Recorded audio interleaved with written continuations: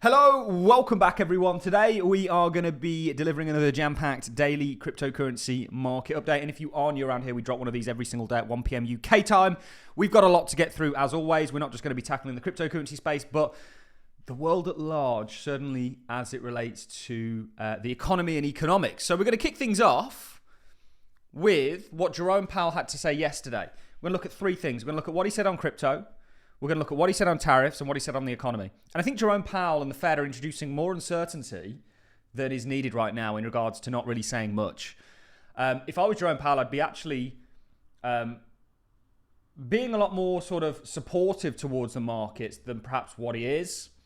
And of course, I do also think there's a bit of a catch-22 there in the sense that they don't want to react on the back end of some of the price move that we've seen, certainly in regards to the stock market. The markets, I think they should be sort of encouraging are the debt markets, which are the bedrock of finance, not just within the United States, but globally. So we are going to look at those three things from Jerome Powell that came out yesterday, all very relevant to the cryptocurrency space and the markets at large. And then we're going to look at what Trump had to say in regards to Jerome Powell, because the European Central Bank has lowered rates as expected for the 7th time. We'll look at the European stock market in relation to all this. And Donald Trump being very kind of hostile, I guess, towards JP. And actually Scott Bessent, I think on an interview, I can't remember who it was with, did say they are already looking or going to start looking for replacements. But that's more to do with Jerome Powell's term being up in the next sort of year or so. And then we're going to look at the cryptocurrency space. Of course, you guys know I'm bullish technically. What you may be about to witness is technicals, and it happens all the time, and this is why we're believers in technical analysis, technicals trumping narrative and sentiment. And to me, that's typically vastly the case. But right now we're looking at falling wedges across the board, and that's at a time when sentiment and uncertainty is at kind of record highs. And I'm saying I believe the cryptocurrency space has a great short, mid to longer term ahead of it. Certainly from where we are today, I think this pullback could be over. So we are going to be looking at all that. As always, a lot to get into. Let's kick things off with what Jerome Powell had to say, first of all, on tariffs, and then the economy. The level of tariff increases announced so far is significantly larger than anticipated, and the same is likely to be true of the economic effects, which will include higher inflation and slower growth. Despite heightened uncertainty and downside risks, the U.S. economy is still in a solid position. I would say there were two sort of main takeaways. Is highlighting tariffs. We know that tariffs introduce a lot of uncertainty. And there's two scenarios we've looked at. I want to kind of move away from that for the sake of this video, because that's a whole another sphere of things going on right now. But he spoke about tariffs. He also spoke about the economy. And he's very much not giving anything away. And the markets are looking for, at times of uncertainty, certainty. And the Federal Reserve can offer that, and they're not. They're just kind of saying, yeah, we're going to see how things go. We're going to watch it month by month and week by week and act when we think we need to. And the Fed have got a great track record of not acting fast enough and acting too late. Before we dive over to what Donald Trump has to say in response to Jerome Powell and his kind of approach at the Fed, let's play a clip of what he had to say on the cryptocurrency industry, because this is exciting. Guys, something monumental is coming. We yet to see, and actually there was Gary Gensler talking about the space yesterday. I'll maybe play that in tomorrow's video. It's interesting, but one thing he brings up is the kind of lack of fundamental usage or fundamentals for the cryptocurrency space, talking about the tens of thousands of coins that are out there. And I think for the vast majority of them, he's right. But there are genuinely cryptocurrencies, I would say hundreds, that are going to fundamentally change the world. And we're trying to find them. We're trying to catch them all. Maybe not all of them. Prioritize the ones that we think are worth having and the ones that aren't. But let's dive into this second clip of Jerome Powell talking about where this industry is going. And they also highlight stablecoins, which we think is one of the biggest trends for the cryptocurrency space. And the reason being is because the United States are literally going to adopt it to help with their debt issue and also to further dollar dominance globally. Let's dive into this. We went through a wave of failures and fraud and things like that were the headlines for a couple of years. And I think what you see now is, and during that period, by the way, we worked with Congress to try to get a framework, a legal framework for stablecoins, which would have been a nice place to start. We were not successful.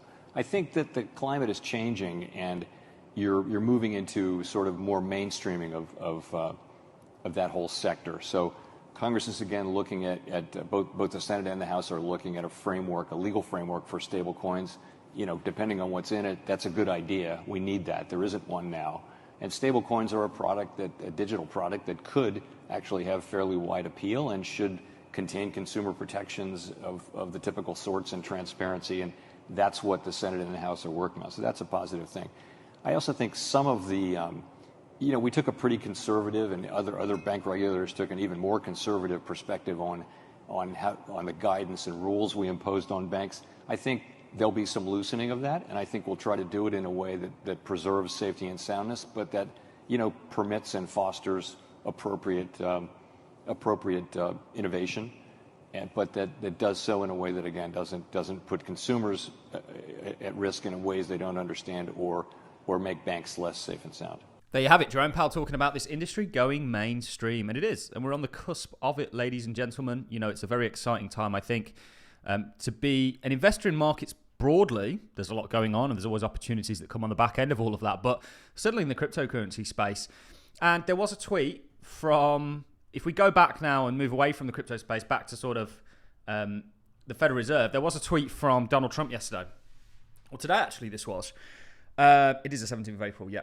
It says the ECB is expected to cut interest rates for the 7th time, and they have cut rates again. European stock market doing well. We'll talk about that. It goes on to say, and yet, too late Jerome Powell, it's a nickname there. He's good at these, Trump, isn't he? Of the Fed, who is always too late and wrong, capital letters, yesterday issued a report which was another and typical complete mess. Oil prices are down, groceries, even eggs are down, and the USA is getting rich on tariffs.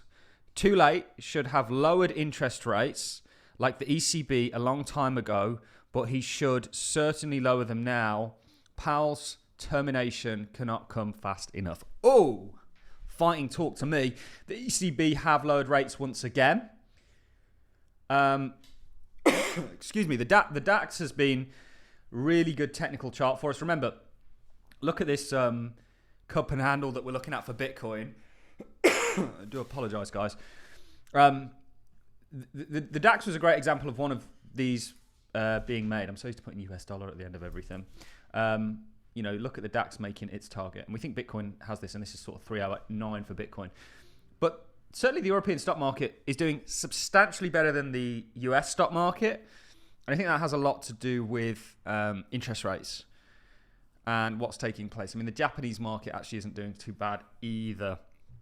It's sort of, even on the spill that we had on tariffs when everything was kind of selling off, only really went down to where the yen carry trade unwind took it. But I do think why the European stock market is doing well is simply because of monetary policy. We've got that to come for the US. And I think it will come. And I think ultimately, Powell's probably got a lot more pressure than he had previously on him to do this now. And that should be stimulating. And it's very interesting, despite all the uncertainty, what we're expecting for the cryptocurrency space. You guys know that when we look at this technically, we've got a number of confluencing technical patterns that lead us to believe continuation is on the tables. You've also got the fact that you're in an uptrend, and we're actually looking at a continuation pattern in the form of this falling wedge that I think stands a damn good chance to play out. We did look at global liquidity offset. I'm questioning the validity of that, but it does. There is definitely a connection there. This is your breakout of the falling wedge. You've got upside continuation, and it's just going to be continuation in the broader trend. And actually, when we look at the altcoin sector, there are many out there that also have this, like some of my favorites, like HBAR. If we take this off log, you can see what it is we're looking at. Obviously, this is a weekly time frame, very textbook. I'm going to be releasing a falling wedge guide for my students. If you want to become a Patreon, guys, there's a link in the description. Now's the time. Seize the day. It's not just Bitcoin and the altcoins that we looked at, it's also crypto stocks. The likes of MicroStrategy we've been watching now for a while. I think this is broken out of its falling wedge, giving us confidence to the fact that upside is ahead of us. And it's going to be very interesting to see, do technicals trump kind of the narrative and uncertainty right now? And I believe that's going to be the case. And I'm very excited to see that play out. Ladies and gentlemen, that's really it from me. So to summarize, Jerome Powell doing what he does and giving us more uncertainty in regards to the macro outlook by not really having a assertive Fed. The assertive thing that he's doing is basically not being assertive and saying we're going to do this, we're going to do that. He's basically saying we'll see how it goes. we're going to steer to the course of not being too forthcoming with rates. Despite, I would say, arguably calls for them, certainly in regards to what's being projected economically on the back end of tariffs if they're literally implemented. Interesting what he has to say about crypto. Trump obviously putting pressure on him on the back end of all of this. ECB, and he's highlighting the ECB, which continues to lower rates, and that continues to actually support the stock market more so than the US stock market. Technically, you guys know we're a bull. When it walks, talks, and quacks like a duck, it's a duck, ladies and gentlemen. That's it from me. I'm going to love and leave you. Thanks for watching, everyone. I'll see you all in the next one.